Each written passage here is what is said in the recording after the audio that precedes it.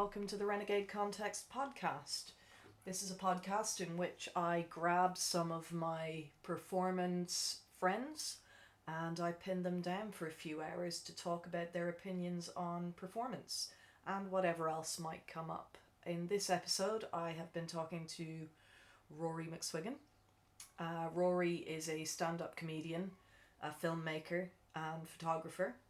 And he runs the Chicken Box in Derry, which is an open mic night for comedians. Hugely popular, hugely successful. He's a very interesting guy to talk to, and it's very nice to find out about his history in performance and performance arts specifically, and theatre.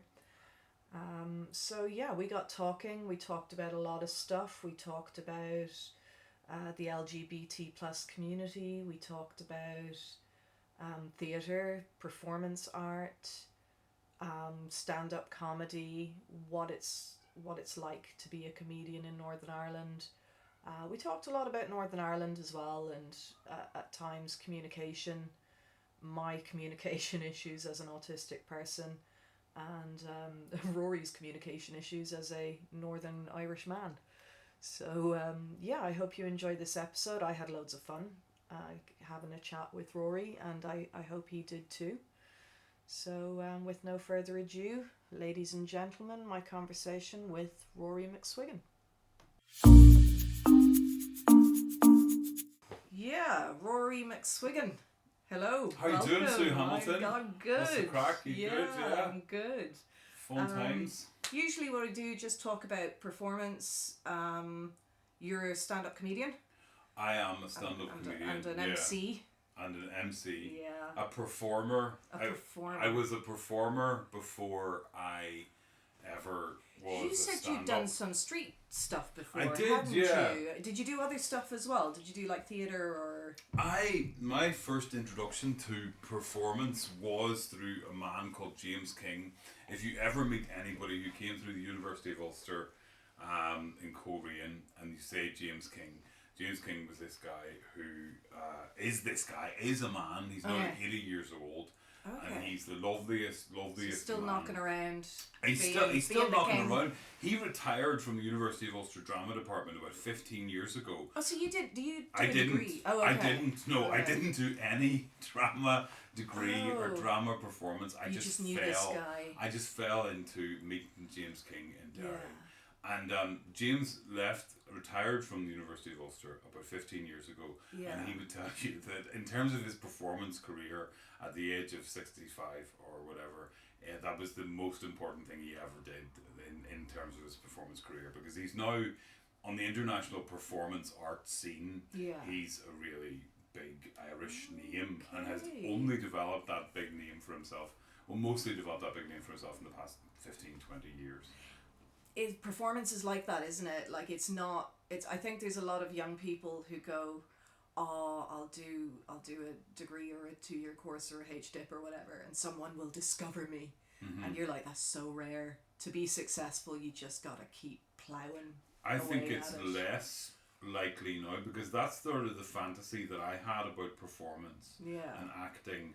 And when I was a kid, I thought, because performance and television and theatre and films and things like that were, this big other planet of stuff, that you had to be discovered and you had to be taken out of your life and brought to this other planet by these very important people who controlled it. Because I suppose if you're not inside it, how else does it work? Exactly. You're not initiated. But you realise, I think, that it's less about that, and more so today with social media and think people being more empowered and having to do it themselves and not have everything done for them. I thought that was the fantasy, that you just went on set or just went to the place and people arranged everything for you. There's a lot of stories that kind of keep that going as well. Like there's stories about was it Harrison Ford? They kind of go, oh well, he was a carpenter on set and they just needed a guy and he was there. And then you realise Yeah, but I mean, who did he know to get the carpenter job Exactly. on set? He was already in. He was already acting. He was already doing stuff. It's not like they called a local company and said, we need a carpenter, and that guy accidentally ended up as Han Solo. Could you imagine? Call the local plumber and then like, that guy, we need that guy. Well, he was Han Solo anyway, and you need to be a bit Han Solo if you want to be Han Solo. You know, you can't be waiting around waiting to be discovered. You know, no, it was probably the working belt that did it for him. Yeah, probably. Aye. It was definitely 100% leather. Like. Aye. The lesbians have been after him for that. You know. I don't know if you've ever been to an American church, but but you know, I'd love there's a much bigger feeling of because I think because America is such rainbow of different. It's a less homogenous society. Yeah. And well, they have religious freedom in their constitution. In their constitution, yeah. I think because like I remember being with family in a Catholic church service, and the reason it feels so different. Oh, the mass and everything is the same as here, but the reason it feels so different is that because there's a synagogue up the street. There's another church up the street. We live in either a Catholic or Protestant or a few different flavors of Protestants. Yeah, and a few different, but largely we are a homogenous society. There, they have every ethnicity under the sun. And they do just group together and they stick to their own people, and you do get that feeling of we are the Catholics here and we stick together, you know. Yeah, that's a weird one. Identity is like I've never considered myself. I suppose when I was very young, I considered myself Catholic because I was raised by a Catholic family in a Catholic country. And then as I got older and I realised I don't actually believe in any of that, I stopped considering myself Catholic at all until I moved to the north, and all of a sudden I'm Catholic again. Because I have that sort of cultural identity put on me, which is odd because I'm definitely not. You know, I dislike the Catholic Church on so many levels. I think even the Pope saying, the current Pope, who... everyone's like, oh, he's lovely, he loves the gays, he's brilliant. I'm like, no, what he said was, you do you, but you're still going to burn in hell. I'm paraphrasing, but he's essentially said you're still going to hell, but I'm not going to judge you. And it's like, well, you kind of have there, haven't you? Yeah. So it's all that stuff about language. He's just said it in a different way. He's given a soundbite. And so many things now are about that communication. I remember the writer, the writer Jennifer Johnston, who lives in Derry, and she wrote How Many Miles to Babylon, and Cal. Did she write Cal? Can't remember if she wrote Cal or not. No, she didn't write Cal. But she wrote a lot of troubles fiction and stuff. And she said it's not what you say, it's how you say it. You know. Yeah. And as an autistic person, I've learned that the hard way. Yeah.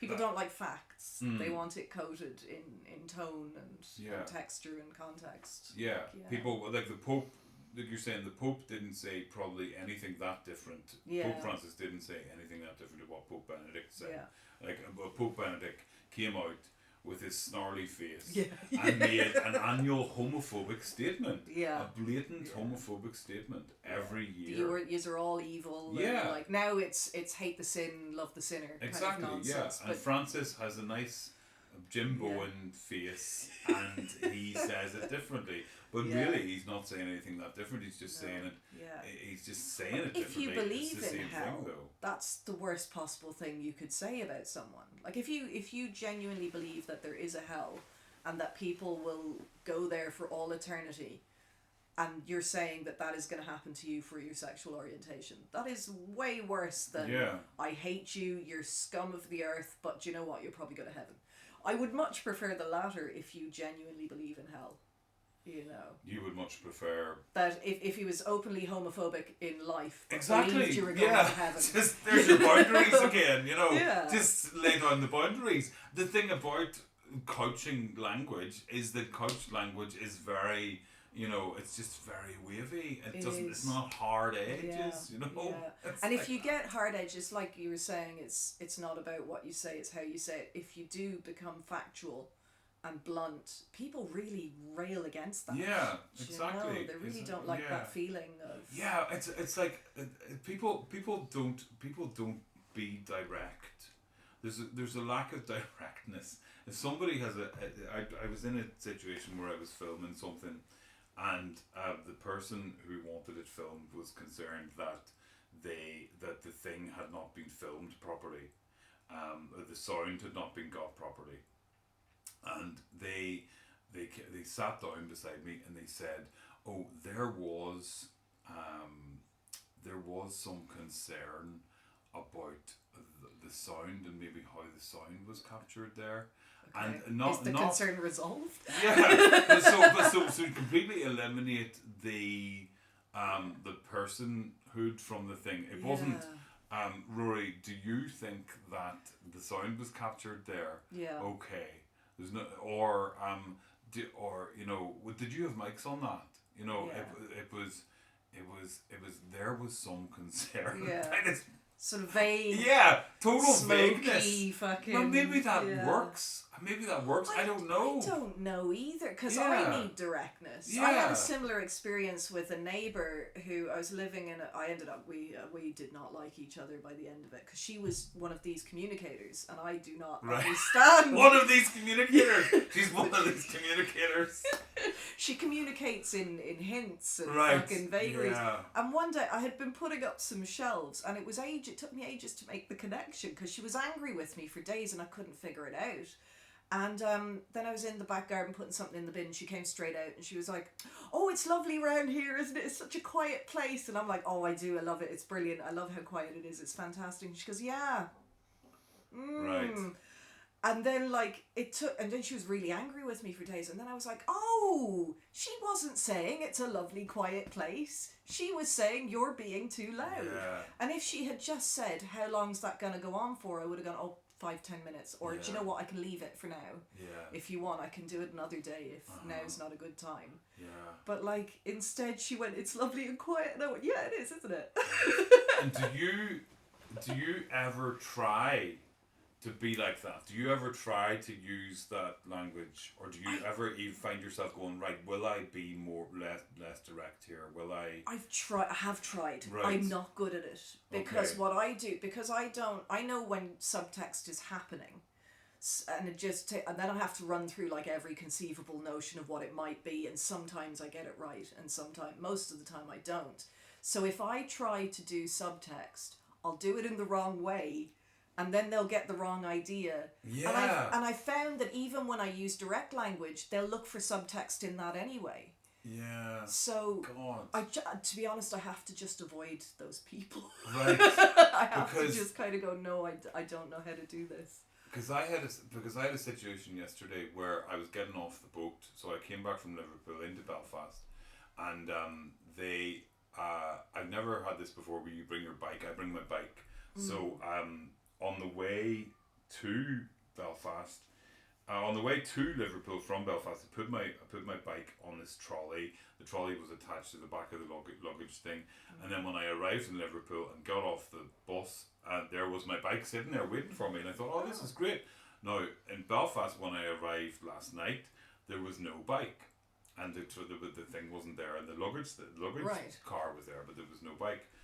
And I saw the woman, and I was in the high vis, and I was like, "Okay, will I say to her, I have my bike and I put it on the trolley, and what will I say? Will I say, 'Oh, do you know where my bike is?'" And then this was my internal conversation as I was going over to her, and by the time I got to her, I said, "Where's my bike?" I had on the whole conversation over the whole time. I was just, "Where's my bike?" You know, because it's just like, when I had the conversation, I was like, I decided there and then to just go for direct. Yeah. Because I think if you can just end up tripping over yourself with this sort of. I didn't want to. There was concerns about my bike. There was. I've just come. What am I going to do? Say I've just come off the ferry, and I've had some concerns. I've had some concerns about there was a vehicle. There was a form of transport that I was using. Wheels. And all this. Where's my bike? I just went. It's just like, and do you know what? She lifted the radio and she messaged them.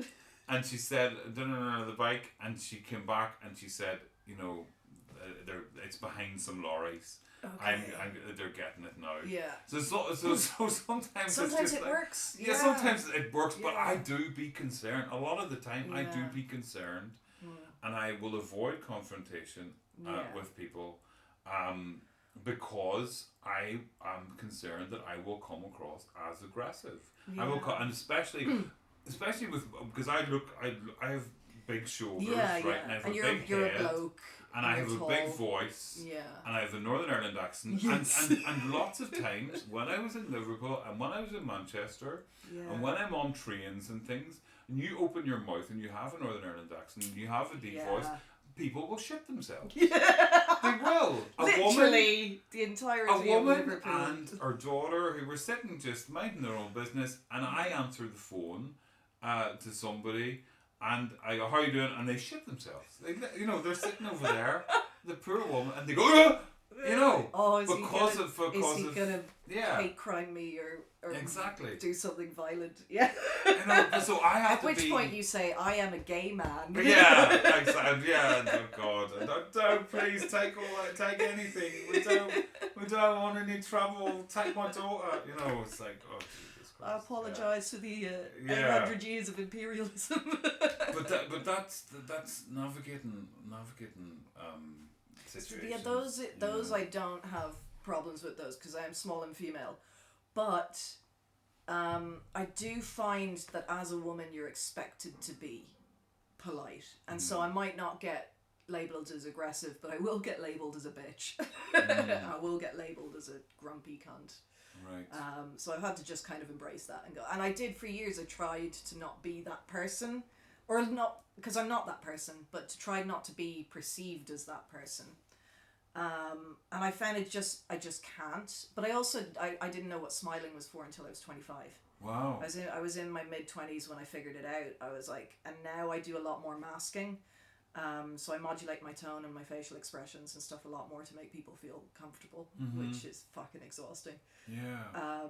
But it was till I was 25. I thought you smile when you're happy. Right. And it's not that. You smile to make other people feel comfortable. Yeah. So once I figured it out, from then on I approached people with a smile and life changed. It does. Yeah. Yeah. People responded very differently, and I was like, fuck, so that's why they were getting. And it just made me realise how easily manipulated people can be as well, because all it takes is a smile, and you as a person doesn't matter. Yeah. Your behaviour almost doesn't matter. It goes back to that language being used. If you use the correct terms, and you have the correct facial expressions, and you wear the correct clothes, and you spout the correct fucking mantras, it almost doesn't matter what you do as a person, because that's how people are judging you. Whereas I've always very much been about judging people for the content of their behaviour and their character. Yeah.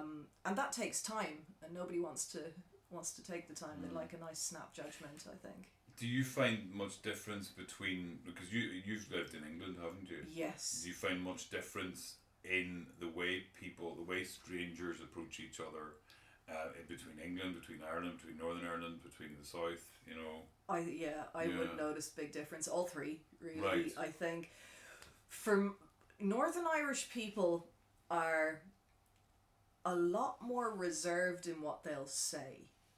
I find there's a lot that goes unsaid. So that is difficult because I don't really know. Because I find if you disagree with someone here, they'll fall silent. And then it's kind of like, well, I don't know what you think now, and I'd like to know what you think. And I think that's a defensive thing, because I'm sure, you don't want to be the person who's like, very ideological when it comes to Catholicism or Protestantism or any of the sort of like, and that's still quite fresh and quite raw here. In England, it's easier to be autistic because English people appreciate education. Irish people in the south, I don't know about the north here, but in the south they don't appreciate education, they appreciate cleverness. You don't have to be educated if you're clever. Oh yeah, if you're street smart, University of Life if you're type like of stuff. Yeah, if you're a witty kind of guy and you've got a sharp sense of humour and you know.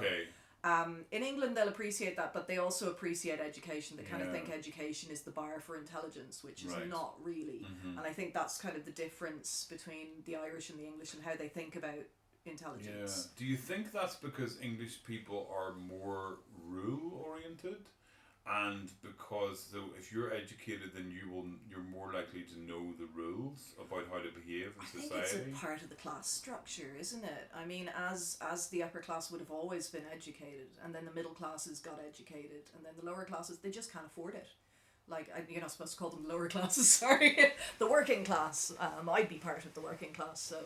but they just couldn't afford it, and it's the same up here. You can't afford an education here if you come from a certain background.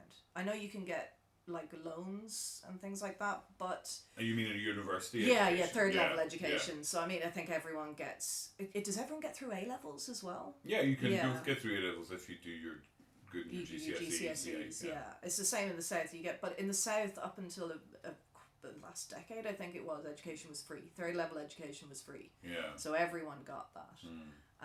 And there is ways to get help, and you can still wait till you're a mature student, which is 25, and then your leaving cert results don't matter anymore, which is brilliant because they shouldn't. And as long as you're accepted to the college, you have to be interested in the course, show your interest, show that you can do it. Is this for jobs, you mean? Or? No, this is for third level education. Once you're over the age of 25, your A-levels, the equivalent of your A-levels doesn't matter anymore. So I was shocked here when I applied for a degree in film, and they asked me for my leaving cert results, and I was like, that was 20 years ago. Right. How is that relevant? Yeah. And they're like, I suppose in one sense they're kind of like, we want to see that you got it. And I'm like, but seeing if a 17-year-old had the capacity to have an education does not tell you anything about the 40-year-old they are now. Yeah. So I think there's a lot of class structure and classism in there that's unintentional. And that seems to have come from England. So a lot of your education system stuff seems to have come from England, but you do tend to have a better quality of education as well. Northern Ireland results in exams have always been better than England. I remember all through my life going up to Northern Ireland, but English people never said that. We always crowed about it. Yeah. But but there were other things going on that they weren't going to talk about. Lots of things about Northern Ireland that you don't hear in mainstream media. You never heard that it was much safer to be in Belfast than it was to be in central London, for example. It was much safer to be in Belfast. I was in England in the 90s. Right, yeah. So I was there from when I was 7 to when I was 1990 to 95. And I remember what was on the news about Ireland, and they didn't say Northern Ireland, they said Ireland. Yeah. So as far as they were concerned, everything they said about what was going on in Belfast was Irish people. Exactly, yeah. They made no differentiation. And then after 9/11 happened, not directly after, but I was seeing guys some years later, and I kept hearing all of this stuff about Muslims and Islam. It's exactly the same rhetoric as they were using for Ireland and the Troubles in Northern Ireland. Yeah, exactly. Like it's you could almost swap it word for word, and instead of saying Irish or IRA, they would say Islam or Muslim. And I was just like, that is shockingly similar to me, which taught me a lot about the media, I think. But yeah, they wouldn't, because they don't even differentiate between, because up here it is culturally different to the south, and I know each town has its own little mini culture and stuff as well, but I think there is, because of what you've been through historically, there's cultural differences, and those need to be, and I don't think the South bothers representing those either. I think the South kind of go, what the South does is the South goes, we are one island and you are Irish, and then I completely ignore any sort of opinions or voices from people up here. You know, at the same time, they wouldn't talk to people from here, whichever side they happen to fall on, and then make their decisions based on that. They'll make their decisions based on what they were taught in history class and Oh, right. School. Okay. Yeah. Well, what do you think about this whole Listowel? Is it Listowel or Listowel Writers Festival? So there was a Belfast guy called Stephen Conley who went down to curate or be a curator at the Listowel Writers Festival last year. Yeah. And he was, I know very little about this, but he was, the current controversy that's come up about it is that he was told that he wasn't fully Irish because he was from Belfast. And what the hell was a person from Belfast doing at an Irish literary festival curating? And apparently he brought like very well respected Belfast writers and people down to be at this festival. Yeah. But I mean, I think it was a few like comments. A takeover or something. Yeah, it was a few comments and a general atmosphere. I don't think he was pushed out. Yeah. But he didn't. No, they do it passive aggressively. Yeah, I think apparently there was the people get to do this for a couple of years, but he's left it after a year and he's not gone back or something. Yeah, and this then created on Twitter last week a lot of other people, like the guy who's in the Irish Goodbye film, one of the actors from that, saying that he saw lots of anti-Northern Irish sentiment as well from the south. There is, yeah. I've experienced it in a comedy context in Edinburgh Fringe, but only because a comedian who's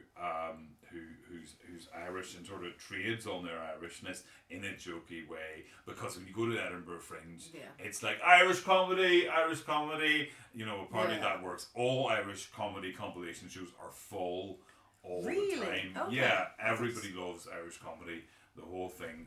I'm going this week to go to Peter E. Davidson's Northern Irish Comedy Protocol as well, and to do a couple of other compilation shows with comedians from Belfast and from Dublin, and but there was this Irish comedian, and she asked who's Irish in here, and I was like, oh, where are you from?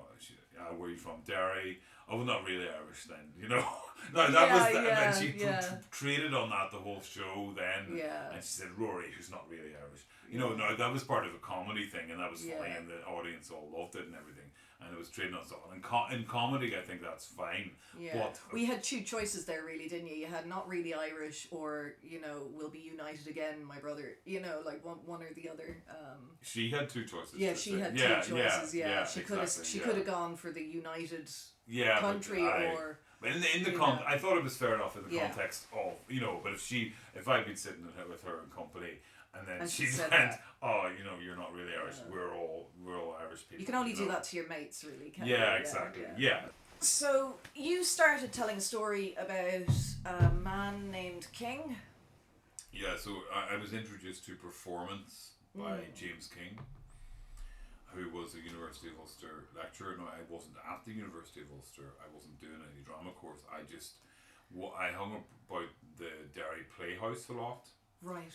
And he was. Were you interested in theatre? I was interested. Yeah. I was interested in theatre. I never did any theatre at school. I was too afraid. Yeah. I was a loner. I didn't get involved in stuff. I always wanted to get involved and be a part of dramas and things like that. But I just kind didn't. Of watched from the outside. Yeah. I just didn't get involved, and I came to Derry, and I was at McGee, and I left my degree after 3 years, and I then this was in Derry around 1998. Okay. Good Friday Agreement time, around 25 years ago, and two things sort of happened to me. Yeah, I know. I was like 21, 22. And two things happened. There was this place called the Nerve Centre, which I've heard about the Nerve Centre. Yeah, so it was a multimedia arts centre, and I still work within the Nerve Centre and make videos, and I'm a filmmaker attached to the Nerve Centre, but with my own company. And then there was the Playhouse, and the Playhouse had started up about 5 or 6 years before, and it's a community arts place. So both of those places I embraced. The Nerve Centre in order to create a career in video and graphics and emerging access to multimedia production, and I've created a career and a job as a filmmaker in that. And then I suppose being a performer and a stand-up comedian has come from being about the playhouse, meeting people like James King, doing workshops. He had a course in community drama, which I didn't do, but a lot of people would have come from Dublin, from Belfast, from all over to do his community drama course. And the idea was that they would come from their community groups, and then they would take what they had learned into these community groups in Belfast, in Antrim, all over, and do that. And then there's people today in the world of community drama and drama therapy and stuff like that who owe James their, you know, who created that world and for themselves and jobs for themselves. I found it very therapeutic to theatre. So the first sort of performances that I did, we went round schools. I just found myself in this workshop, and then he would say something like, "Oh, schools want me to go round and do this thing about bullying," and then 3 weeks later, I found myself going around schools doing a workshop and play about bullying. So it was we used different forms of theatre. There was things like forum theatre and playback theatre. So where you so a scene would be acted out, and then the audience, or as to say, it was a mother and a son, and you'd act out the scene with the mother and the son. And then you'd ask the audience, well, how would you like that to have gone differently? So say the son... Is that playback? Playback, okay. I don't quite... If I'd done the course, I would understand the differences. But you're just following instructions. Yeah, so that kind of... using theatre to solve problems, using theatre to illuminate issues... and that kind of thing. So I like that. So from that we went into a thing then called action theatre, and which is a form of improvisational theatre which uses things called scores, so structures for performance. And so it was created by this woman called Ruth Zipporah in San Francisco, and she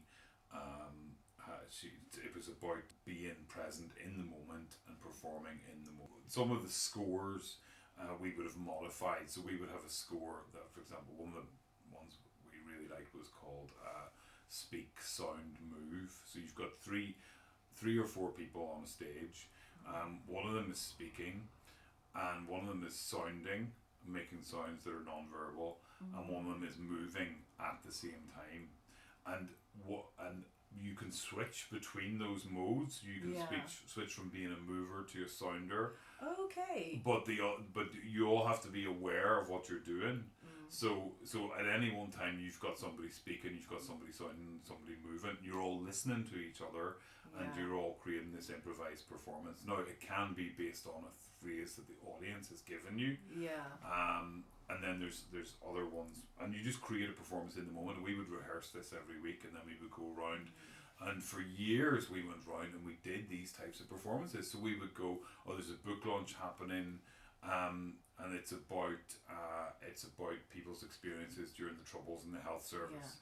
And we would go to their conference, and we would sit and listen to their conference, and then at lunchtime we would do a performance based on all the things that they had said. So we would speak, and we would sound, and we would move, and we'd use lots of other scores. And there were other more basic scores where literally you just took a phrase and you repeated it, and then you mixed it up, and then you put all these other phrases together. Really, really simple modes of performance. And so we did that for years. We went to Edinburgh, we went to Dundee, we travelled all over Ireland doing that for a long time, and that was really really good fun, and that was the first time that I was ever on stage. And did you find it I don't know, like therapeutic for yourself or for them, or did you find it useful in a social sense? In a social sense, I thought it was great because, for me, I would meet up with them every Saturday morning. Even if we didn't have a performance or a gig that week, we would still meet up. The mode every Saturday morning, we'd meet at 10:30 in the University of Ulster. We would rehearse, do our things for like an hour and a half, 2 hours, Then we would go for our lunch, and then we would go out into the streets of Derry and do whatever the hell we wanted. We would do street theatre. Oh, we would do lovely. street theatre, but it wasn't audience. Let's all gather around like Edinburgh Fringe. I don't think it was your type of performance. That's street very theatre. Structured street theatre. Yeah. This was whatever the hell we wanted to do street theatre. So we would do things like we would mobile. Remember the mobile phones had just come out, and we would just get objects we found and play with them in the street. We found a big bit of board. Yeah. A big bit of like chipboard, and we sellotaped the mobile phone to the middle of it, and we just carried it around, you know. I don't know what it was about. We weren't going, oh, this is going to symbolise how mobile phones are oppressive in our lives and how they actually are. They might be small, but they're actually really big. It wasn't even, we didn't even consider that, you know? Yeah. And we would just get boxes. You just did something that was interesting. We just did something in the moment that was interesting, and then we found what it was. Performance art. It was like performance art. It was more performance arty than the action theatre. But often performance art, like I hear James has taken performance art and Be Beyond Theatre in Belfast and BBDB in Derry. They meet up every week and they do BBDB, and they do their thing. And I mean, I hear them say things like, right, how long will we? They'll be in a building, and they'll be in a room, and there'll be four of them, and they'll be like, right, what are we gonna do? How long are we gonna do this for? We'll take half an hour. Oh, sure, you can do nothing in half an hour. And they've got objects and all around it. They don't know what they're doing. They've got clocks and they've got different spades and muck or whatever and balloons and things. Or they'll go to Helen's Bay. If you go to Helen's Bay like once a month, you'll see them down there, and they'll go, oh sure, we need an hour. No, an hour is no good. And they end up doing these 6-hour durational performances with objects. Oh, and that's typically, very cool. you know, you'll start off and you'll just be doing your own thing. You could be doing your own thing for half an hour, and you could be with a balloon and you're doing something with the balloon, and you're doing something with the sand, you're doing something with the seaweed. And then you notice other people, what they're doing, and then it turns into this massive collaboration of performance, you know. And it's a meditative type of experience. But to answer your question about how it was social and how it was, it was this main structure of my life for a long time. And I'm friends with lots of those people today. And today, still, me and James will perform. Just the two of us will perform action theatre scores together.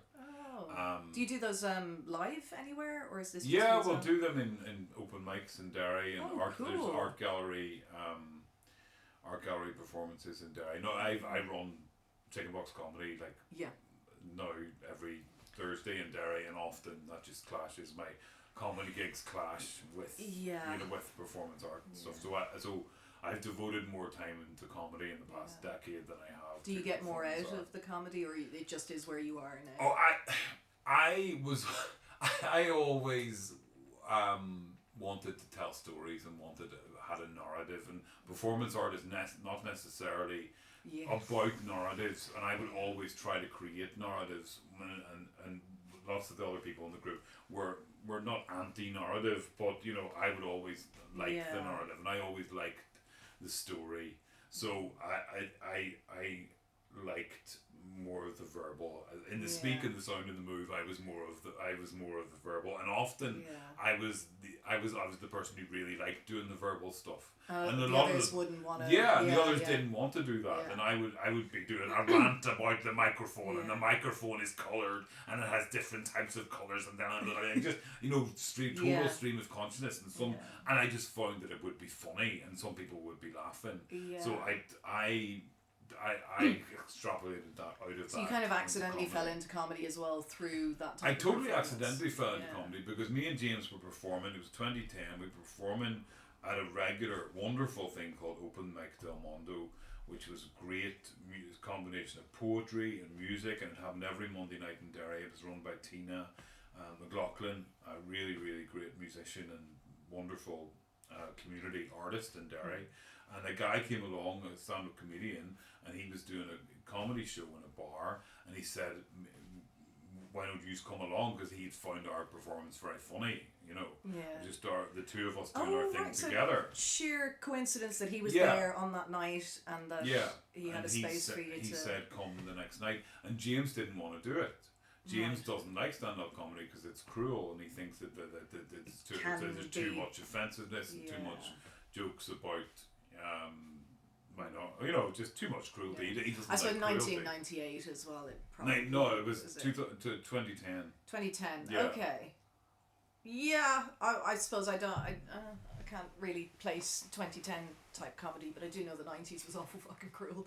yeah. Oh, there was. I mean. Yeah, there was so much. People find Simon Cowell funny, you know. There was so much homophobia remember there was a show called the 11 o'clock show. And it was presented by Ian Lee. Rowan Atkinson and no, that's not the 9 o'clock show. No, that's not the 9 o'clock show. No, the 11 o'clock show was on Channel 4 and it was presented by Ian Lee, and Ricky Gervais came out of that, and Ali G came out of that. Okay. And I made a film about Ian Lee later on. And I remember him saying that the amount of homophobia, he since came out as bisexual, and the amount of homophobia that was in that script, there was the terrible anti, but in the 90s it was kind of, I don't know, it was almost, because this is alternative comedy, we can do this or something, you know. It was like we've moved on from Bernard Manning type homophobia and racism. And we have now a new sort of ironic homophobia and racism or something, but I think we've moved on from that now. Yeah. I suppose there are people who can make nearly anything funny. But I don't like really watching comedians if they're just, and it's the generalization really, isn't it? Because if you want to talk about your gay friend who annoys the shit out of you, that's very different to every gay person ever is this ... So yes, the generalization, because it's not fundamentally true. And it doesn't come across as funny, I don't think. Yeah, but on the other side of that as well, I think it is funny sometimes to generalize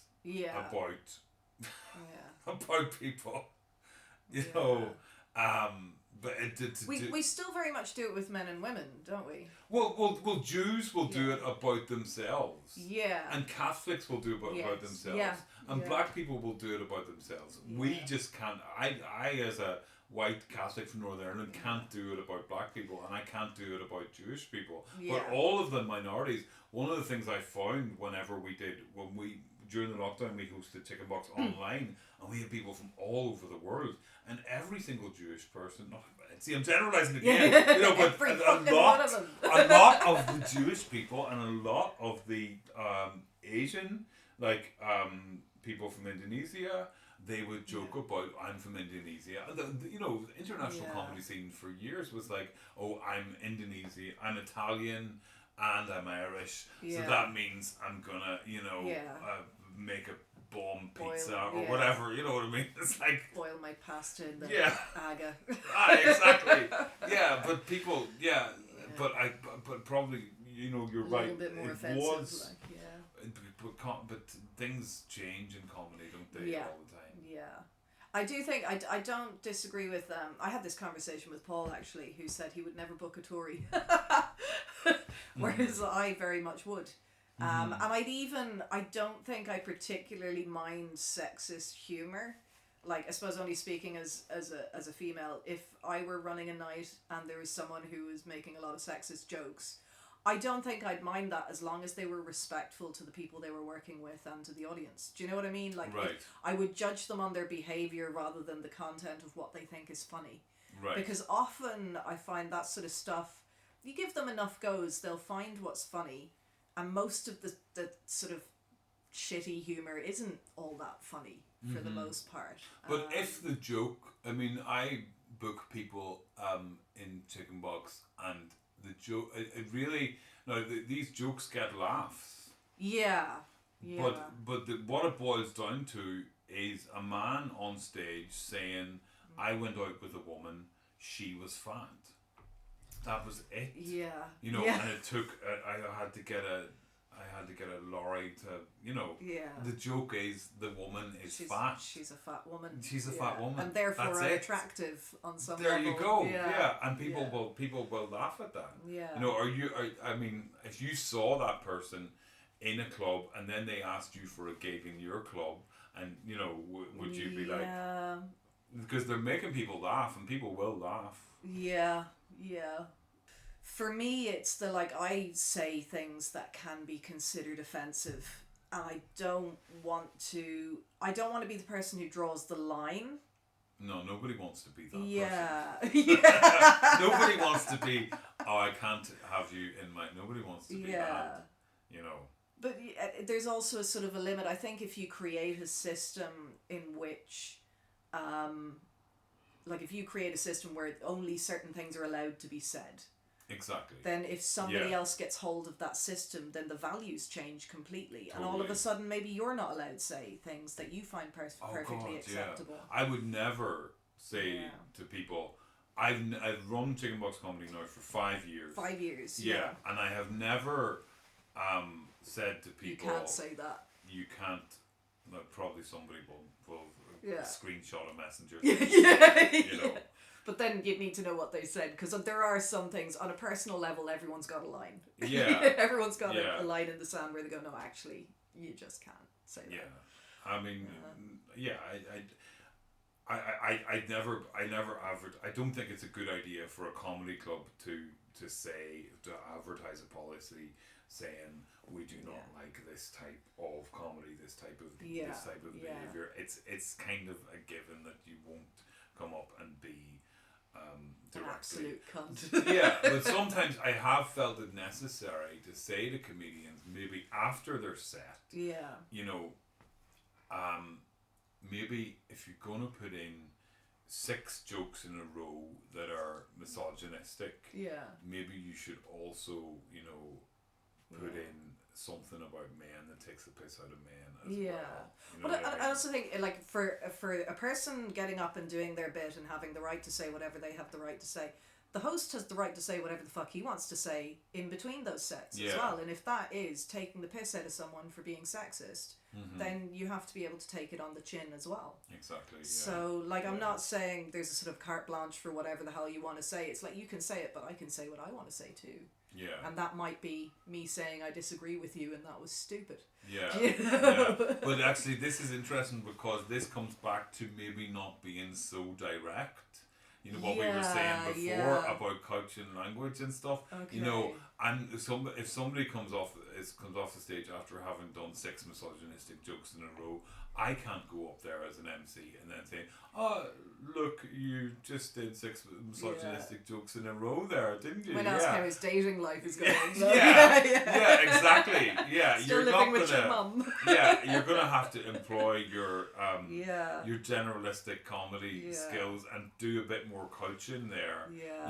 Because that's not gonna work for anybody calling out this stuff like that. It's not gonna work for the audience. It's not gonna work for you. It's not going to work for them. Yeah. I mean, that's when you need to be in the moment and feel the room. Yeah.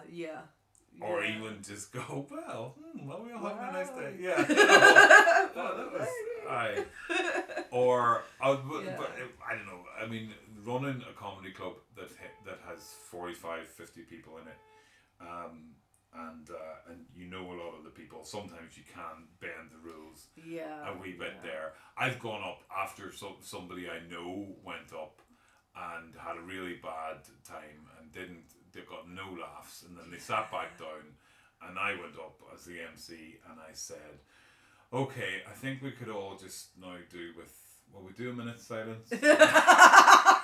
For the death of your sense of humor. Yeah. So it's whatever is appropriate. Yeah. And the rule, the biggest rule as an MC for me is, if somebody does badly, you don't call them out on it. But you need to do something else. I think it's easier if they've had a few laughs and they haven't had a bad time. Yeah. It's easier to take the piss out of them then, because you're taking the piss out of them on a sort of even keel. You're not kicking them when they're down, as it were. Yeah. But we have seen, we saw last night somebody, their jokes did not land as they would have liked, and I think it would have been kind of cruel to exactly. kind of make a mention of it straight afterwards. It would. It's just about the energy in the room. Yeah, absolutely. The energy in the room is the god of comedy. Yes, yeah. The things we said to each other on the street, on pitch, waiting for shows are horrific. They're the sort of thing you would get cancelled for, and we found it fucking hilarious. Yeah. Because it's like, you can take the piss out of me for being a woman.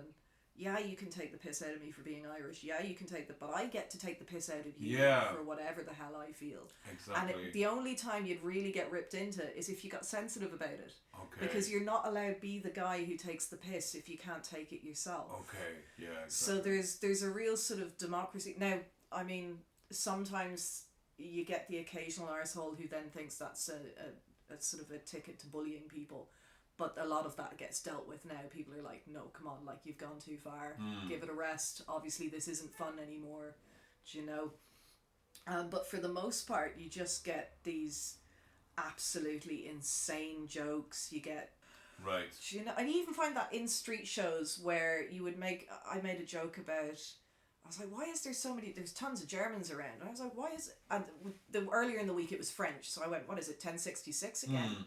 Which is only, vaguely funny if you know what 1066 was. And with the Germans, I was like, what is this, the 1940s? And the four Germans just absolutely cracked themselves laughing, and a woman was deeply offended on their behalf. And I was like, well, like, they're not offended. They know what they did.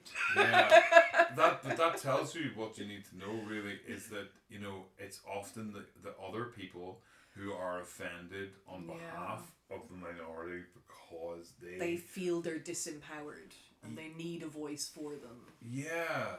It's taking away their voice, really, isn't it? Like last night in the pavilion, a comedian came on stage, and this comedian is very, very good at their crowd work and their talking and their improv, and they came on stage at the same time as a couple sat down, and it transpired that the man in the couple was English, and he got fired at all. This was a Southern Irish comedian, and he got fired at all the anti-English stuff, like straight away. It was done so well. Everyone was done all about the like you going back to the barracks and all this kind of stuff. And it was like, it was, and I don't think anybody was gonna be offended by that, but that everybody knows the context of that is not punching down, that is punching up at English historical oppression and the general thing that we all know about. It's a bit of a running joke between us as two cultures. Exactly, so we all knew about that. No, but okay, somebody I can see somebody English who didn't like that saying, well, what if was a black person, and all that stuff was directed at them, then that would have been, and then you need to explain to them, well, that would be punching down deliberately, wouldn't it? This was the context all about that. And I think there's a difference between like understanding the history we have with another culture, and then stereotypes about cultures you don't really know that well. Those are two very different things. I mean we could go to a comedy club in Indonesia, and we could have somebody come in and they could say who they are, and the comedian could start ripping into them, and we would think, oh God, what's going on here? Here's somebody from one ethnicity going at another person from another ethnicity, and we could go, oh Jesus, what is this? It's okay, it's not a white person. What? It's okay, it's not a white person. But like, we just wouldn't understand that. But then equally, context. Somebody could have filmed that last night, and could have just put that in a Daily Mail article and said comedian. Anti-English, and it wouldn't have been necessarily, everyone could have read and gone, oh yeah, we get that, but the way it was presented in the Daily Mail could have made it into something like, oh, he's anti-English. I think we, as a culture, Irish people are fantastic at not getting offended at stuff. What is the name? Azalea Banks. Do you know who Azalea Banks is? I've heard of Azalea Banks. So Azalea Banks had a tantrum on, I think she was on Aer Lingus or something like that, coming into Dublin to do a concert. And she had a bit of a tantrum, I think, something to do with the flight not being booked, or they had to move her baggage. I don't know what the issue was, but she was very unhappy. And she went onto social media and said, these orange Irish potato-eating bastards, why don't you fuck off and die in a famine? Right.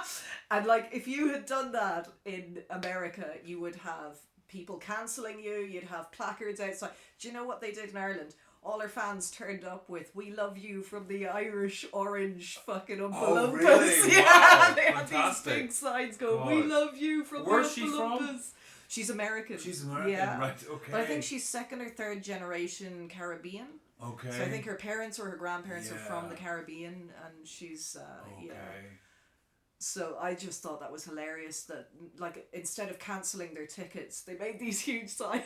Yeah. It was like... That is beautiful. Yeah. And it's I think it's a real nice sign to the world. It's like... And even now, if I went into a gig and I was in England and the same thing happened that you were describing, I came in late and it turns out I was Irish and they ripped into me for being Irish, I'd find it very hard to be offended. Mm-hmm. I'd only be offended if they weren't funny, because I'd be like, that's just bad jokes. Yeah. But I don't feel like the English are punching down anymore. I think we're on a fairly even keel now socially. Yeah. I have experienced racism from the English. Mm-hmm. I have been called Paddy. I dislike that. And in the 90s it was different because you were just Irish scum. And again, like, that's not even what it was like in the 80s or the 70s or the 60s or, you know. But even having experienced racism in England from English people, I don't think that's the way it is now. It's nothing systematic about it. And there was a time in the 90s where, as an Irish person, any Irish person, north or south, you could be arrested and held for 24 hours with no cause. Right, under Prevention of Terrorism Act. Exactly, yeah. All you had to do was have an Irish accent, and that was it. So that was a systemic oppression of Irish people. And I think they probably have the same for Islam, and which is more difficult because you can kind of, like, if you were Irish in England, all you had to do was not talk. Yeah. Whereas if you're brown, it's quite obvious that you're brown, and that becomes its own issue. So I don't know if they currently have law like that, or whether human rights have told them they're not allowed to, which I hope is the case. But I don't carry that with me. And I also, I think I was worse with it for being female. I would often see a lot of false positives when I was younger, thinking that, oh, that was sexism. When it wasn't sexism, it was just someone being a bit of a dick, you know, and learning to differentiate between what is gendered and what is just people being people. Yeah. Because you're not going to get on with everyone. Yeah. You know? So has street performance and being around the public a lot taught you a lot about that then? I think I was getting there before then. No, I think mostly being around the public and street performance has taught me how to deal with drunks and junkies and general sort of offensiveness. But no, I think I was kind of getting there before that. That was more intellectual work, I think. Reading and you know, trying to put myself into other people's shoes and wondering why, like, if someone went, oh, what you did to me, what you did is racist, and it's usually white people saying this to me, oh, you can't say that, it's racist, and I'm like, well, okay, why is it, how is it? And then having to think about those things and going, well, there's no intention there, but you could see why it could be construed that way from someone who was traumatized by racism, and then kind of applying that to myself and going, all right, okay, so I was traumatized by misogyny, but that doesn't mean that every bad thing that happens to me is misogyny. It could just be somebody having a fucking bad day, you know, or, you know, and sometimes it is biases, other times it's just coincidence. And I think if you live your life thinking it's coincidence, it's only the people who really are intentional, they start to shine because they have to escalate to get your attention. I think that's how it works anyway. That seems to be how it works for me, because there's certainly men I have come across where I've gone, oh no, that's not misogyny, that's ...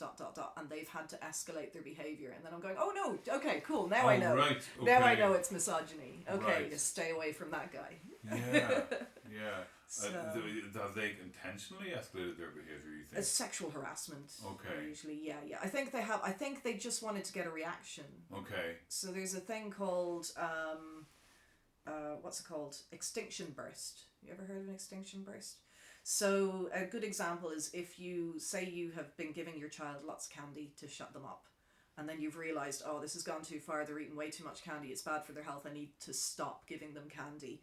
What they will first do is they will do the behaviour that used to get them the candy, which would be like, reaching out for it. If that doesn't work, because that's usually how they get the candy, they'll start grabbing. If that doesn't work, they'll start crying. If that doesn't work, they'll scream. And the behaviour progressively gets worse and worse and worse until they get what they want, or extinction burst happens and it just stops completely, and they realise their behaviour is not going to get them what they need. And so you've reset the system and you've reset the behaviour. Okay. And these extinction bursts have to happen a few times before the behaviour is embedded properly. Is it like not going to the crying baby every time the baby cries? I don't know how I feel about that, because I think if a baby's crying, it's a baby. You Yeah. should probably pick it up. Yeah.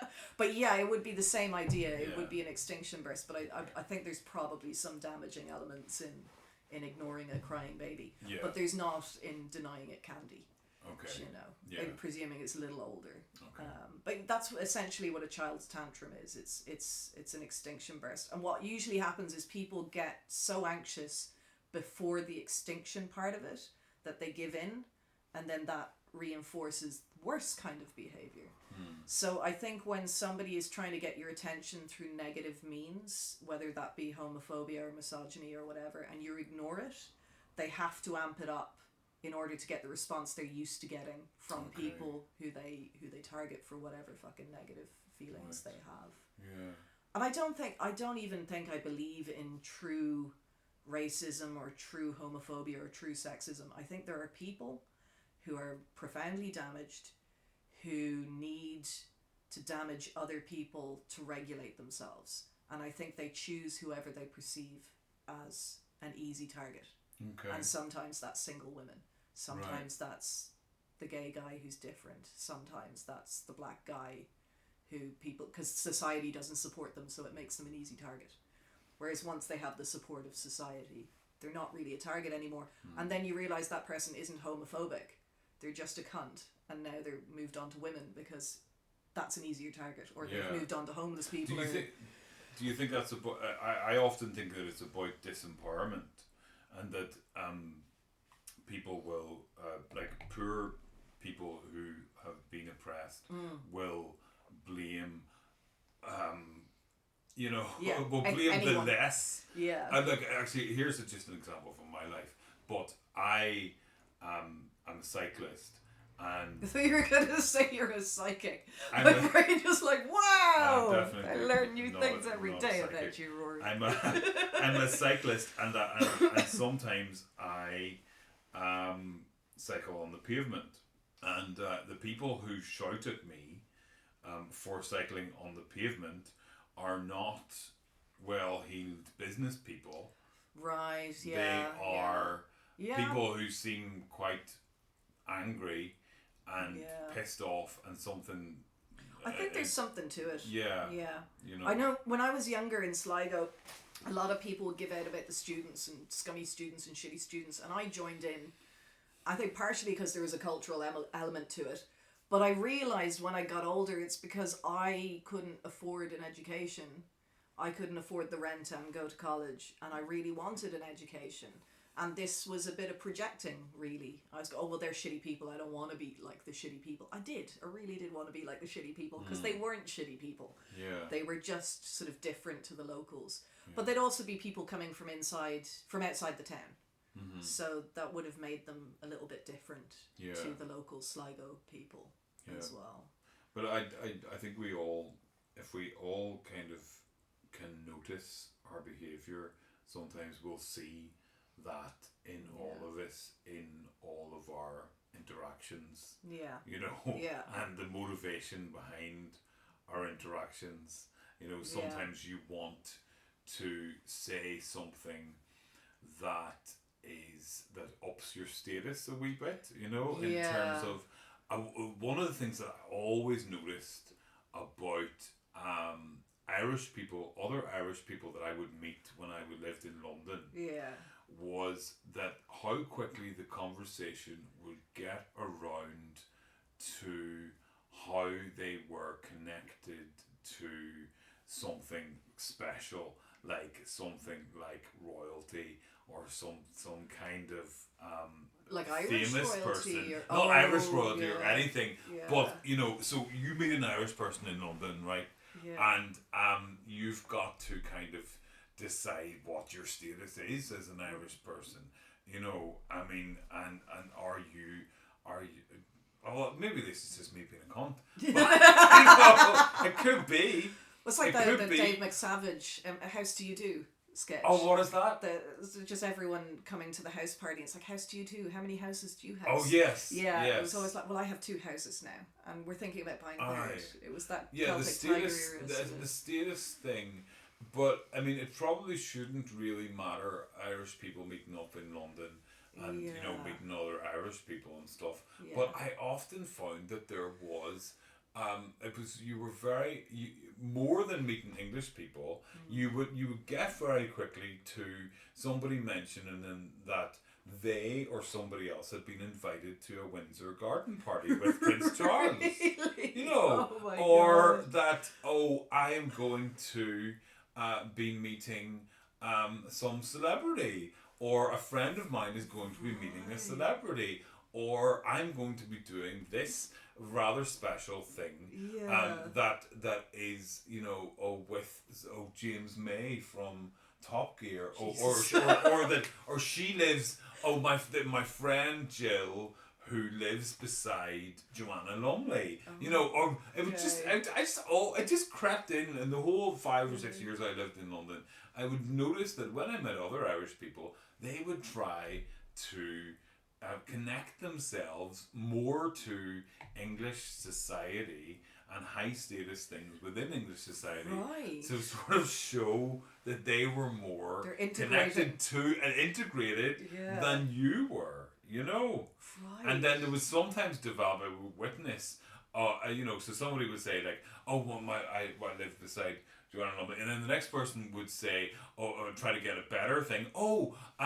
Yes, I was involved in the Antiques Roadshow. I was introduced to the Antiques Roadshow, and then the next person would, oh really? Yes, because my friend was, and then it would just go this higher status thing among Irish people. Like a one-upmanship kind of. Yeah, it was a one-upmanship would occur more. I noticed that more. I mean, that things like that never happened.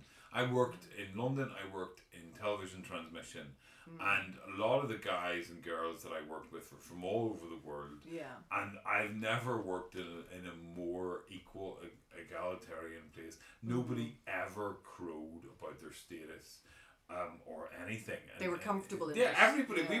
We were all just operating TV channels, you know? Yeah.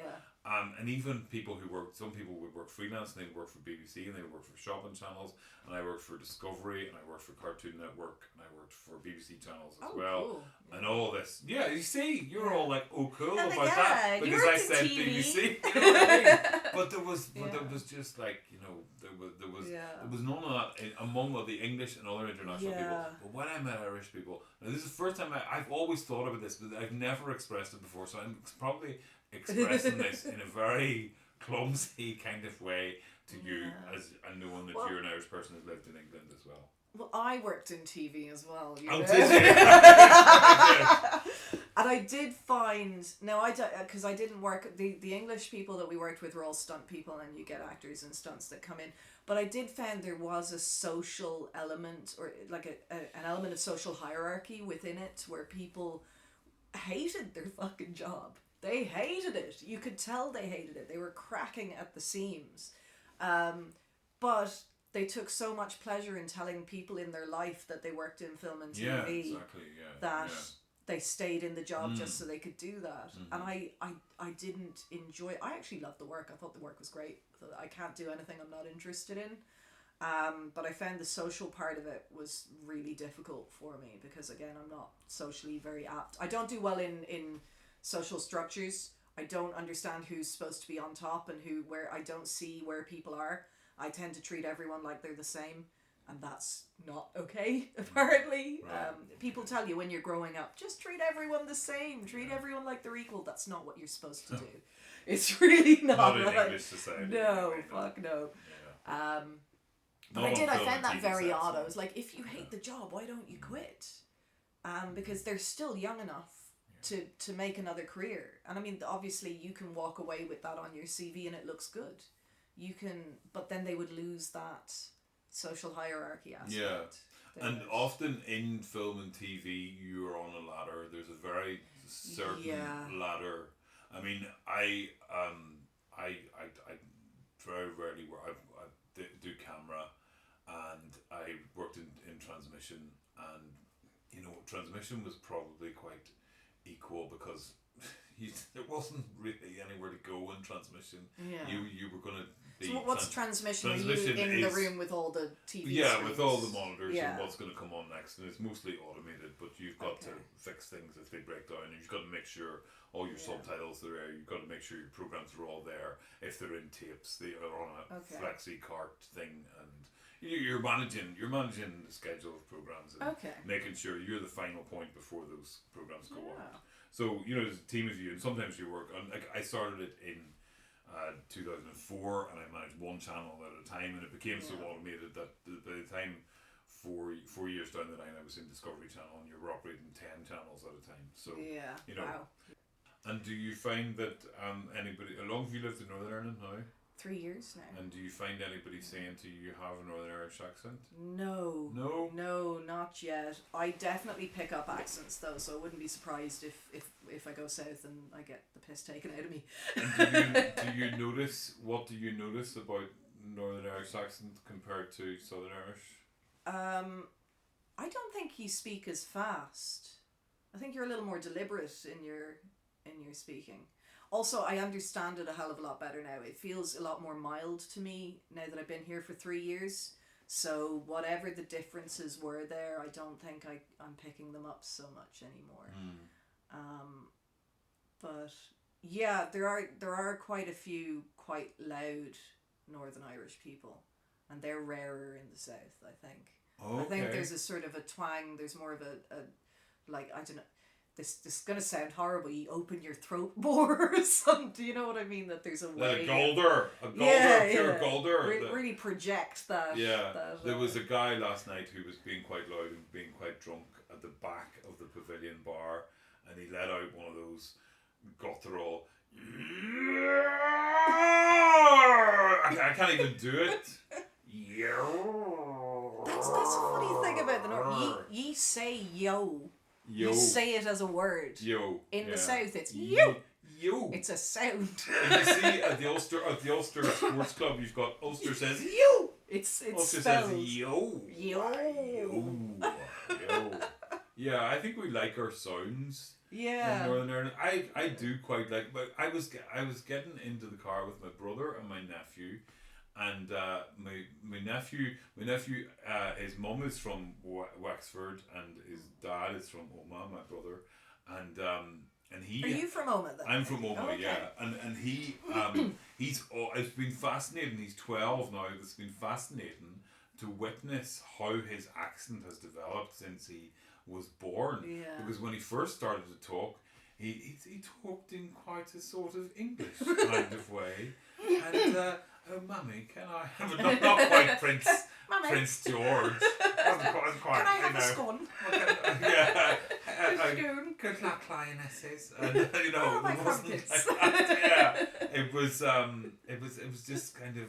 And you do find a lot of people now I've heard parents say that their kids are turning to full-on Yanks because they're listening to YouTube videos of this guy who goes through Minecraft and does all these things, and we're gonna go through and we're gonna do all this kind of stuff now, and the kids are talking like that. And there's a Derry comedian who goes, Jesus Christ, my wings are full-on Yanks, so fuck. What the fuck? Why? They're living in the middle of Cornhill. Why are they full-on Yanks? Because you give them a fucking iPad and you tell them to shut up and look at the iPad and they've got their headphones in, you know. Yeah, because of course when we were growing up, it would have been, like, I'm 40 now, so I would have grown up watching. Now, I watched a lot of TV as a child, but when when you're outside, the TV wasn't there. Yeah. Now you have your phone in your hands, Exactly. you have a tablet with you, Totally. I think when I first moved to, I'm from Oma, but a lot of people, Tyrone people would say I don't have a Tyrone accent. Some people say I have a Derry accent. Some people say I have a Belfast accent. I think I have a generic northern accent. But I mean, there's so many different inflections. I think I have a generic Irish accent at this stage, but I have an English cadence which confuses the fuck out of people. Okay, give me an example of that. So if I had a Sligo accent, I'd be talking like this, and I'd be talking a hell of a lot faster, and there'd be no sort of real breaks, except for every once in a while when you'd say like Hamilton. So when they say the vowels, they tend to stretch out the vowels like they're thinking about it. Sligo. It's still fast, but it's really fast. Yeah. Whereas I speak with an English cadence. I speak a lot slower. Right. I tend to pronounce my words. But I learned most of my English through reading. When I was in England, I spent pretty much 5 years just reading books. I was obsessed. I would devour books. Wow. So yeah, I was one of those children. I didn't want to play with other children. I wanted to read my books and sit in the library. Yeah. Like Matilda. But I never got the psychic powers. But I used to notice how, because my brother would be my brother who's a year younger than me would be a lot more social and out playing and sporty kind of guy than me. And I would notice how much he would change his voice and change his accent when he was with his mates. Right. And it would get more, like relaxed, you know, just the jaw would be like more, alright, what's the crack? Where are you going to go? Have you seen the new Indiana Jones film? And but in the house it would be, have you seen the new Indiana Jones film? You know, I would always notice how differently kids spoke even when I was a kid. You know. Yeah. But it's weird, like, because when you move from Ireland to England, it's an obvious accent difference because there's cultural connotations.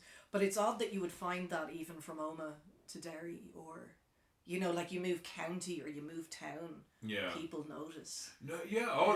Because no, my mum. I think I get that from my mum. My mum would notice that. I remember. Do you not remember where you're from?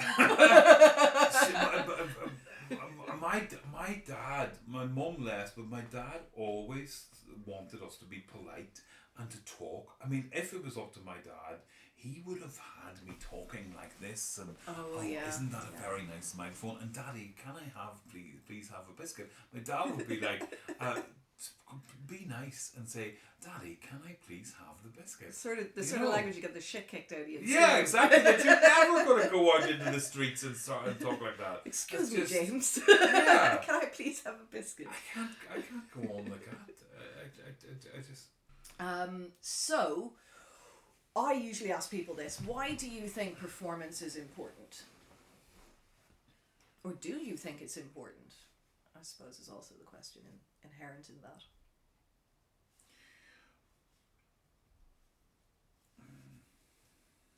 Performance is important.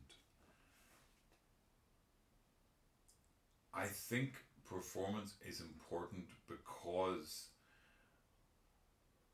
not everybody is comfortable with the stages that they are presented with in life. Yeah. Not everybody can, because as Shakespeare said, the whole world's a stage and all the men and women merely players. Yeah. But there are lots of different stages, and for some people their stage is a pub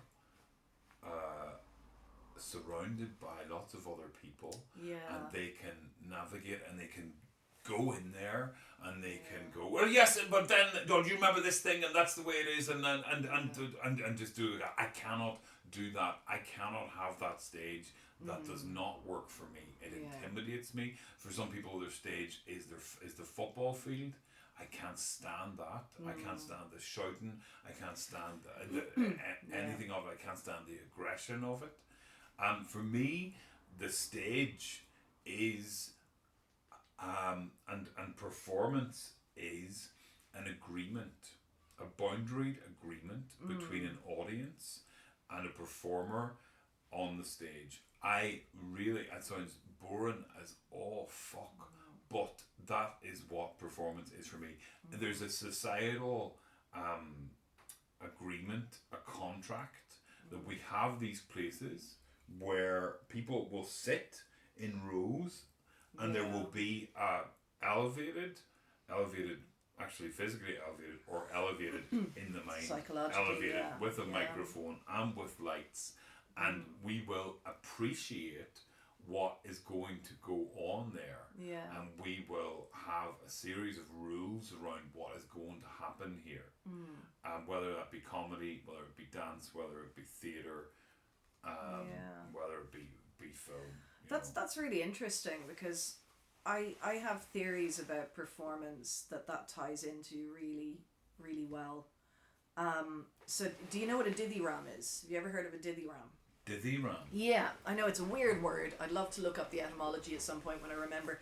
This is the first recorded European performance, I believe. And it would have been the first recorded European theatre. It would have been in Greek religious culture, where these priests and priestesses would lead people into the forest and they would perform the stories of the gods. And often these would involve sometimes bacchanals, sometimes drinking, sometimes drugs, sometimes just depending on the gods they were representing. And so there was a religious aspect to it, a spiritual aspect is probably a better word for it, that people would be led to catharsis in some times, which is quite comedic. Comedians often bring about catharsis.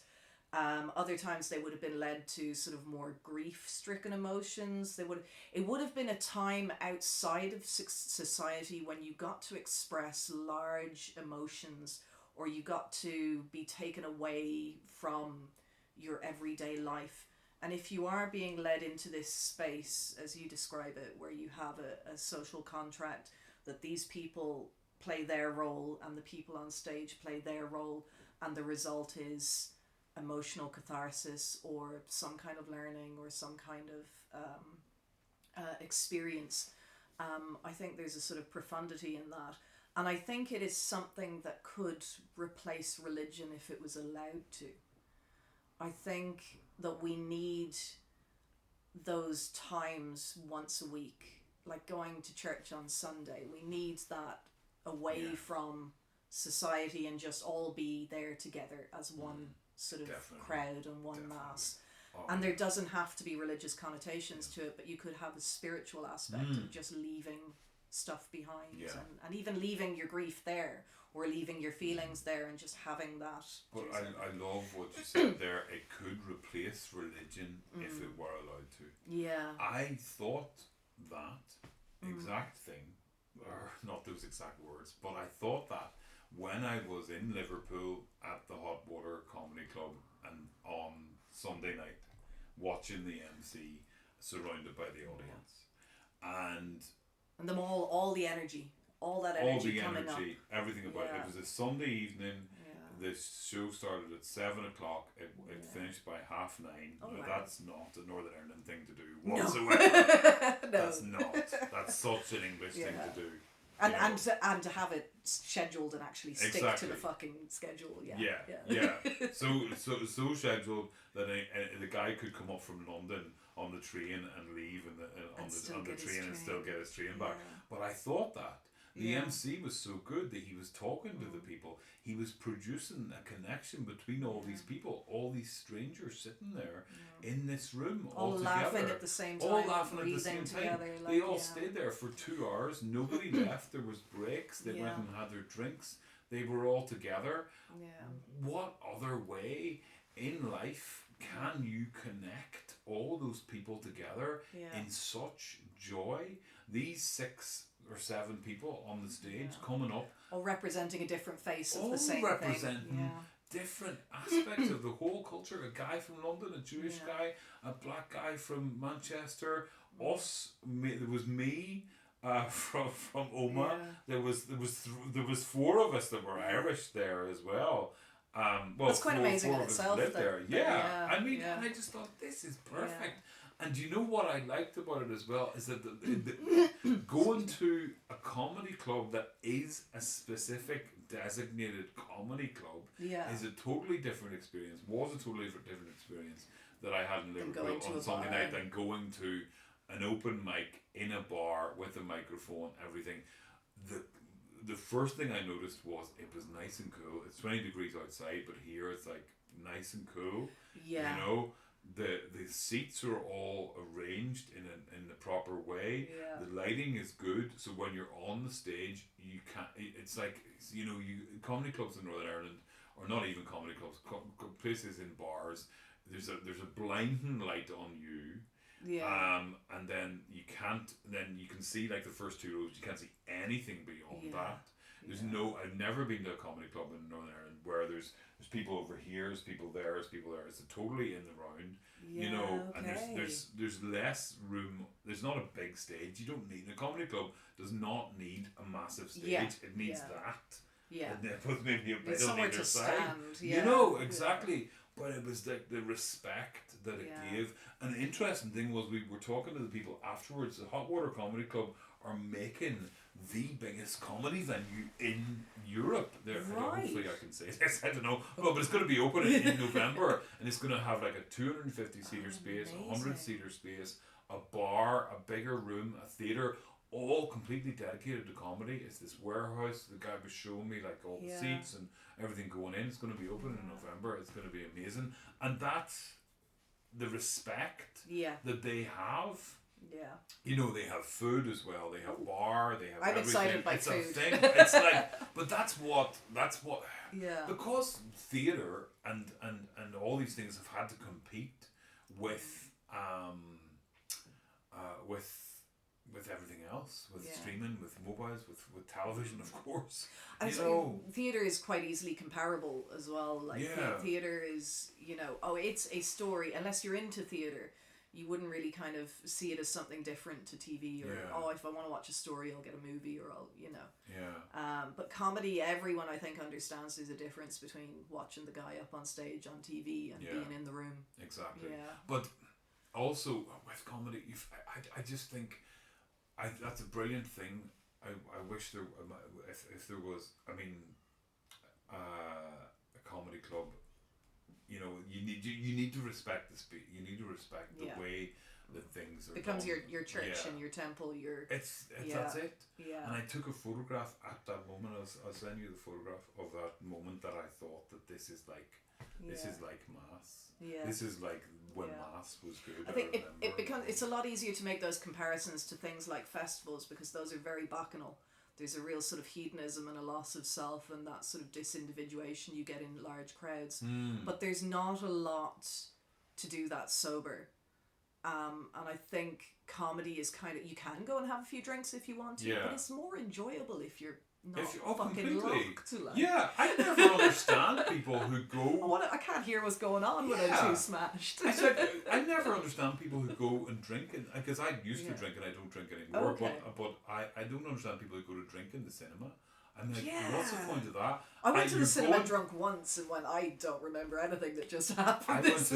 I did it once because I was handed a beer because the thing was being sponsored by a beer company. It was a film festival. And I was like, this is fuck the film for me. I don't want to, you know, this is...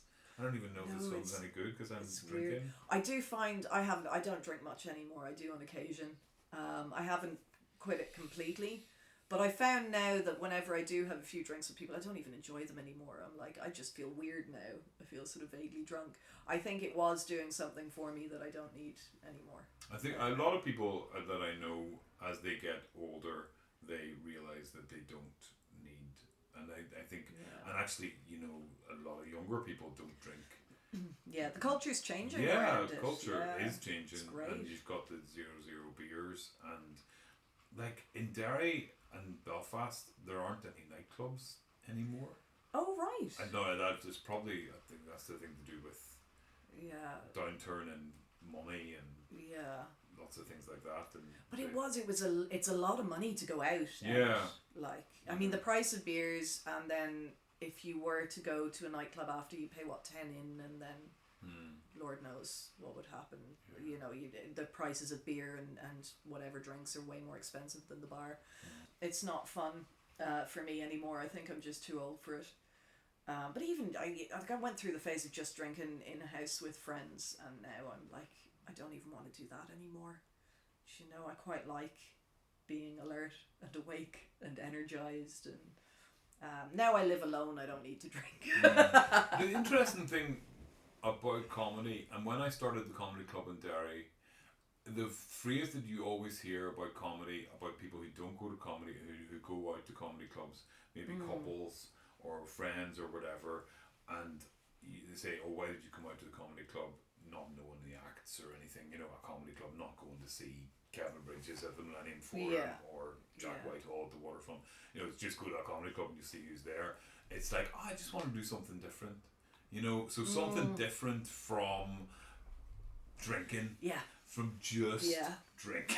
Yeah. You know what I mean? And it is like, when you're in that culture, it is like going out Friday and going out Saturday, and that's your whole social life. Exactly. And it gets really boring. Yeah. And that's why I think for a long time, I think there are more now, but there were like big comedians in Northern Ireland who knew comedians on the English and Dublin scene. Yeah. They would come up here and they were like, oh yeah, I'll come on Friday. What gigs can I get on Friday and Saturday?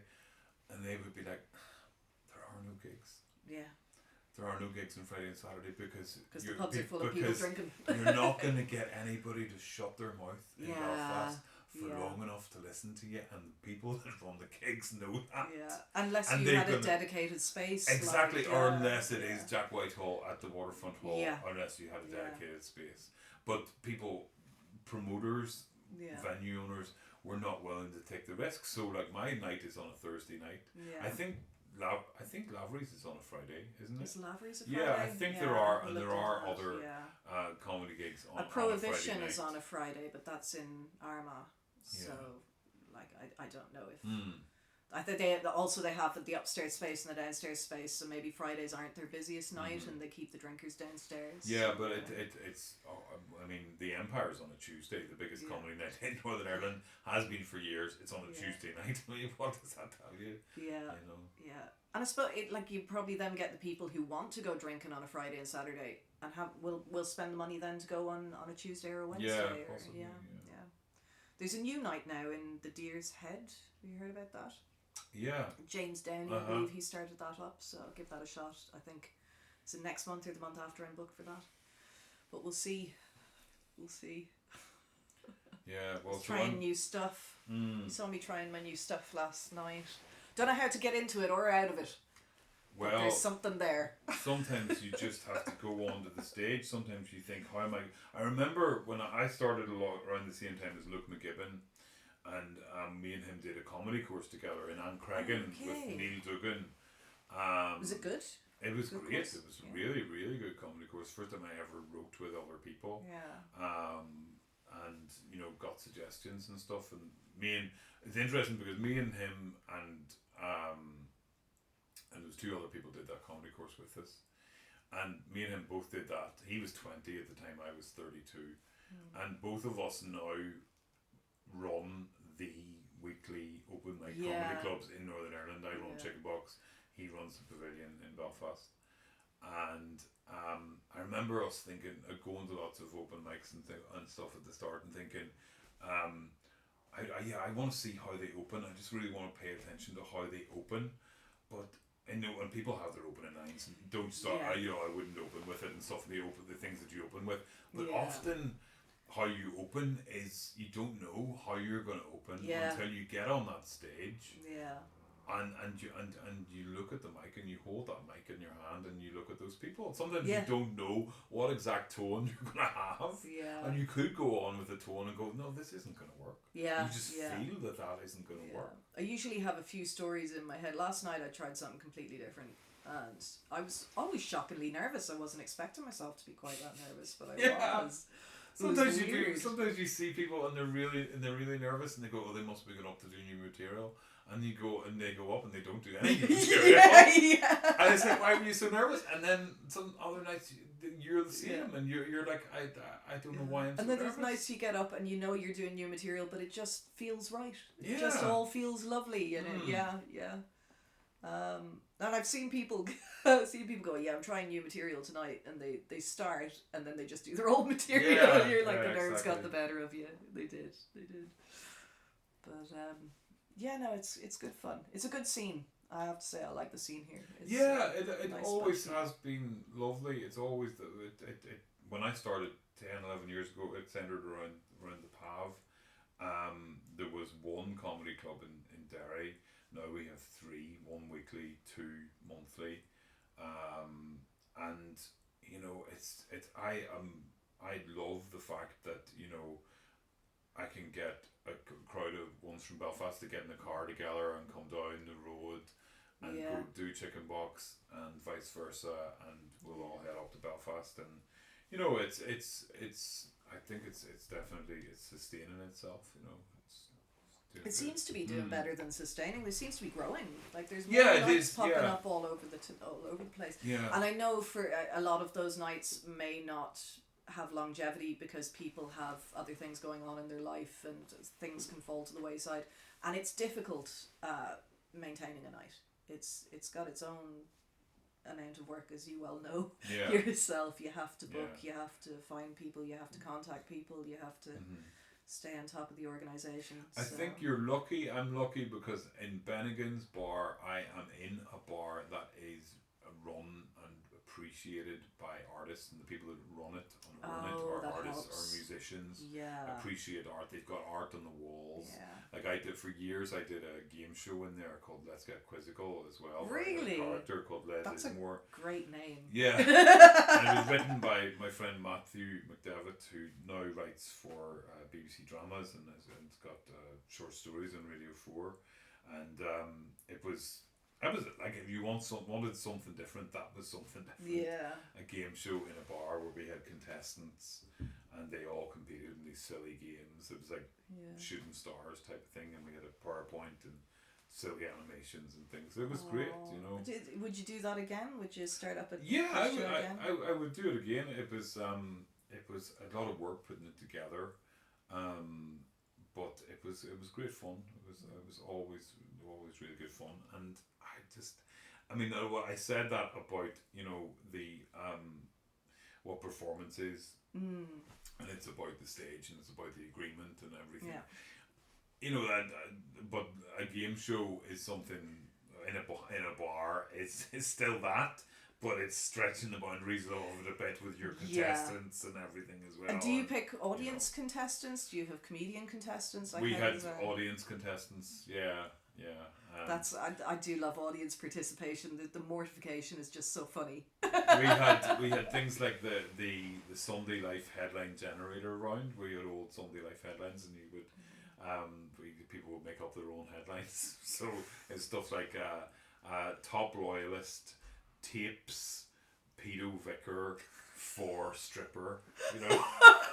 This mad stuff that would just appear, and we had guess the town from the graffiti that we've taken from Google Street View and stuff like that. So. I'd say you could find some nice graffiti. Dole touts out. Dole touts get shot. Dole touts get shot? Dole touts get shot. Jesus. That was my favourite. Is it you only, if you tout and you're on the dole, you get shot, but if you're one or the other, you'll be alright. I think it was like up to the lawyer in the court, up to the barrister to decide what the crack was. Do you have anything you want to plug? Is there anything coming up now? This won't be out for a few weeks, so bear in mind that. This has been recorded and this is going somewhere. Oh my god! Live. It's not live. This is well, I'll be 12th of September. I'll be in Empire in Belfast. Oh, okay, cool. And will you be about by September the 12th? Yeah, I think so. Yeah. So I'll be in the Empire in Belfast on September the 12th. And Chicken Box are doing a Taskmaster. Ooh. Where I am the Taskmaster. They have a portrait of me, an rather unflattering portrait of me. Oh, they had to pick the unflattering one. I had to pose for it in the house, and they made it. But yeah, I'm the Taskmaster. So if you've seen Taskmaster, the Taskmaster doesn't know the tasks ahead of time. Right. So the Taskmaster sees and judges video of the tasks there and then. So I will be seeing and judging video of the tasks, and we'll be doing that on the 28th of September with all the contestants. So that will be. You have all your contestants lined up. I didn't arrange this. Okay. Mickey Breslin has arranged this. He's got and done all the tasks, and they're editing them as we speak. So we will be. This is exciting. Yeah, it'll be very exciting. Yeah. So wow. I've got to get everything technically in place for that. Yeah. Get somebody to do it. So yeah, it'll be good fun. Yeah. Brilliant. Well, thank you so much for coming along. Thank you very much, Sue. That was wonderful. Yeah. Fun, illuminating conversation. Thank you. Excellent. Thanks very much for listening. I hope you enjoyed that as much as I did anyway. If you would like to support this podcast, you can find me at patreon.com/renegade context. The aim is to be able to afford to pay the costs of travel for performers so that I can talk to them and pick their brains. And if you do decide to support the podcast, you will get clips exclusively for Patreon members only of each of the podcasts. There's a little piece cut out, sometimes for brevity, sometimes because it's off topic. But you will find all of those clips fully accessible on Patreon. So thank you very much for listening, and we'll see you next week.